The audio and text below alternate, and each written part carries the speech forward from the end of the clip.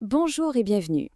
Imaginez un instant qu'une équation, un vrai casse-tête mathématique, puisse être résolue avec une simplicité presque déconcertante. Aujourd'hui, on explore une percée qui repousse les limites de ce qu'on croyait possible. Bon, allons-y. On plonge direct dans le vif du sujet avec ça, un vrai monstre, une équation polynomiale de haut degré. Juste à la regarder, ça a l'air intimidant, hein? Eh bien, c'est exactement ce genre de problème qui a donné des maux de tête aux mathématiciens pendant des siècles. La question ici, c'est pas de trouver une réponse à peu près.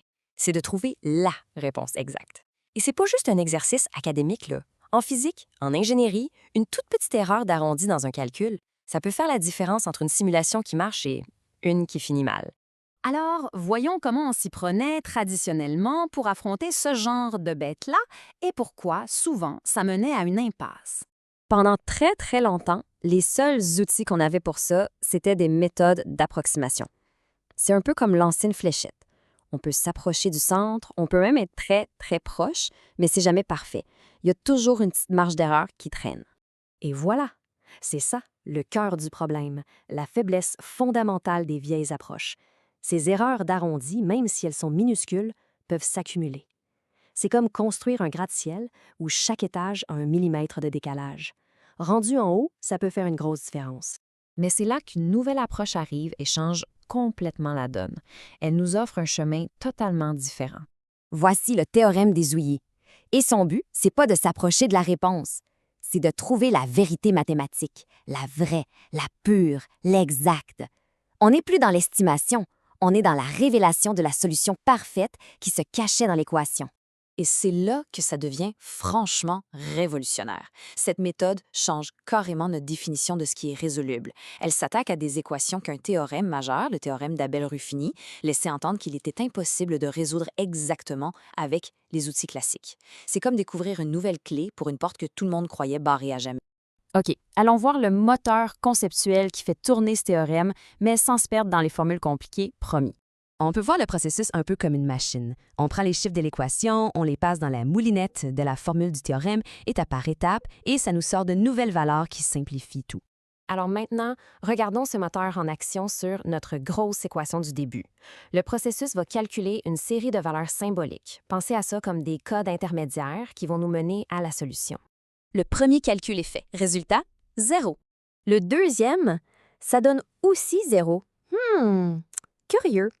Et le troisième, oui, on commence à voir un certain patron se dessiner, je pense. En fait, la tendance se confirme de façon assez spectaculaire. Pour cette équation, chacun de ces codes intermédiaires est égal à 0, absolument tous. Et ça, ce n'est pas du tout une coïncidence, c'est la clé. Le théorème a en quelque sorte nettoyé la complexité de l'équation étape par étape, jusqu'à ce qu'il ne reste que sa structure la plus simple. Bon, alors, qu'est-ce qui se passe avec tous ces zéros? On va voir comment tout ça nous mène à la réponse finale, et c'est d'une élégance assez surprenante. Vous vous souvenez de tous ces zéros? Eh bien, ils agissent comme des interrupteurs qui éteignent presque tous les morceaux compliqués de l'équation. Notre monstre du début s'effondre sur lui-même et devient ça, une expression d'une simplicité incroyable. Et là, la solution devient évidente. La seule et unique réponse exacte à cette équation monstrueuse, c'est -3. Une seule racine qui se répète 8 fois. C'est tout, c'est propre, c'est net et il n'y a aucune approximation. Et c'est ça la différence fondamentale. On a une réponse parfaite et précise, pas une estimation. C'est comme avoir l'adresse exacte d'un endroit plutôt que de juste avoir une carte dessinée à la main qui dit c'est à peu près par là. Alors, qu'est-ce que ça signifie, cette percée, pour les mathématiques et pour la résolution de problèmes en général? Ce tableau résume vraiment bien le changement de mentalité. Là où les méthodes classiques voyaient des obstacles, comme des racines qui se répètent ou des équations super longues, ce nouveau théorème, lui, y voit une structure à découvrir. Les murs deviennent des portes. Donc on ne parle pas d'une petite astuce qui fonctionne juste pour un cas particulier. C'est un outil fondamentalement nouveau, universel.